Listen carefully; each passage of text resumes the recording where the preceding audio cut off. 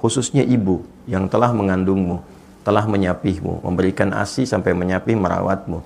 Maksud saya apa? Kecintaan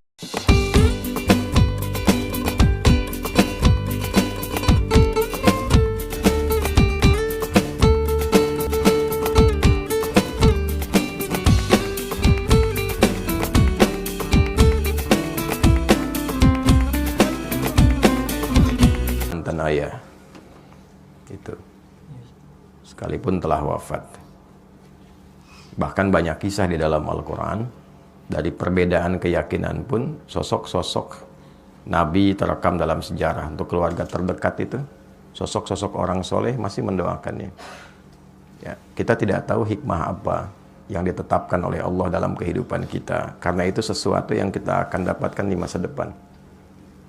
Boleh jadi ujian terbesarnya adalah konsistensi kita sebagai seorang anak untuk berbakti dengan cara yang berbeda. Sepanjang orang masih hidup, jangankan ayah kita, paman kita, yang tidak ada hubungan dengan kita pun, dia masih punya peluang untuk jadi orang baik sebelum nyawanya sampai di tenggorokan. Betapapun sikapnya kepada kita. Anda kenal Fir'aun? Bilang kenal, saya pulang.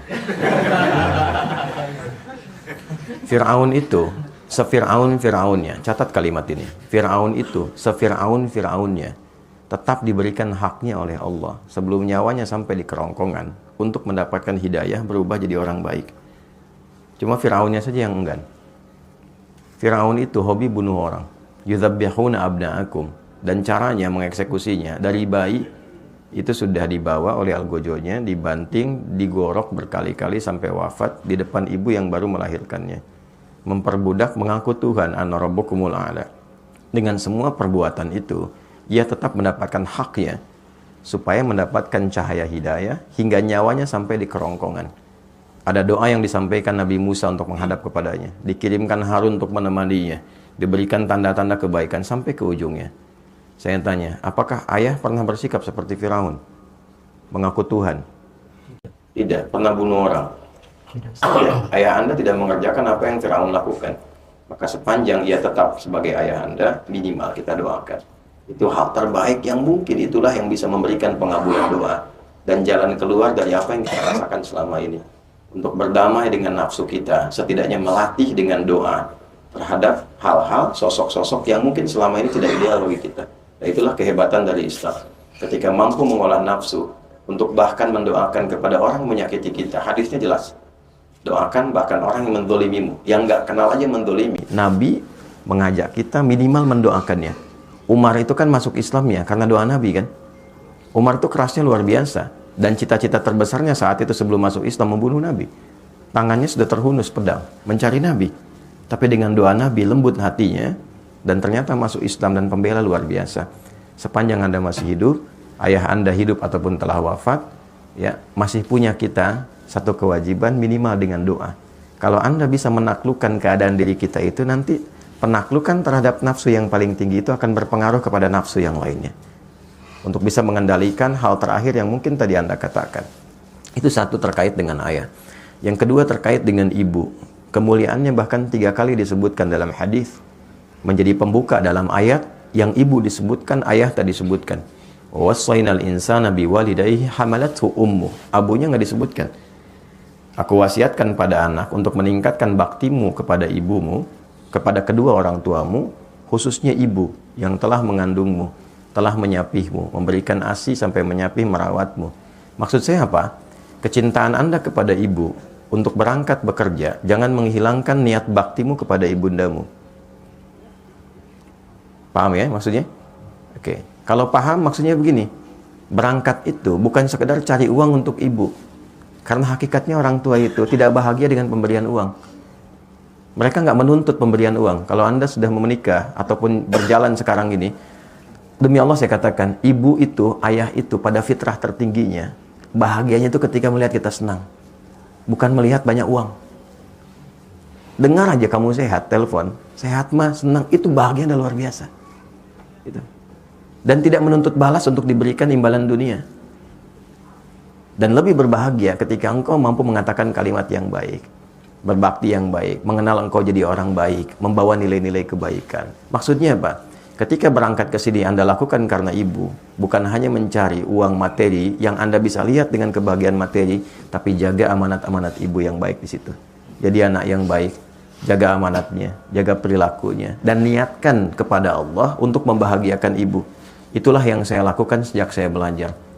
Mencari cahaya untuk kesendirian ayah di alam kuburnya, mencari kebaikan yang bisa membahagiakan ibu selama hidupnya, dan itu yang diberikan oleh Allah pada kami saat ini. Jadi kalau Anda lihat saya seperti sekarang, itu karena cinta saya kepada ibu, sayang saya kepada ayah. Saya bisa menghafal Quran itu, memegang mushaf yang ditinggalkan ayah, menghadap ke kiblat dan berdoa.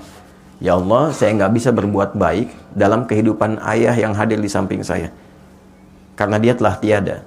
Berikan saya kesempatan menerangi cahaya di alam kubur dari setiap huruf Al-Quran yang saya bacakan ini. Sampai sekarang saya jaga. Ya Allah, mohon berikan kesempatan membahagiakan ibu dari niat saya belajar yang menghasilkan sesuatu untuk menggembirakan ibunda saya. Jadi saya belajar itu karena ibu, karena ayah. Tapi cara kita belajar karena ibu, maka kita menjaga sikap. Maka ketika lahir dorongan untuk hasrat yang tidak bagus itu klaster ketiga, maka coba gambarkan, kalau ibu saya tahu saya begini, kira-kira saya nyaman atau tidak? Ibu senang atau tidak? Maka berdamailah dengan klaster pertama, itu akan membantu Anda untuk mengendalikan pada masalah yang ketiga. Bawalah amanat ibu pada bagian kedua, maka itu menjaga Anda cara bekerja dengan cara yang baik, dan bisa mengondisikan hasrat Anda dengan cara yang baik. Dan yang ketiga, sebelum sampai kepada bab nikah, sebetulnya ada bab siam, ada bab puasa. Ya kan?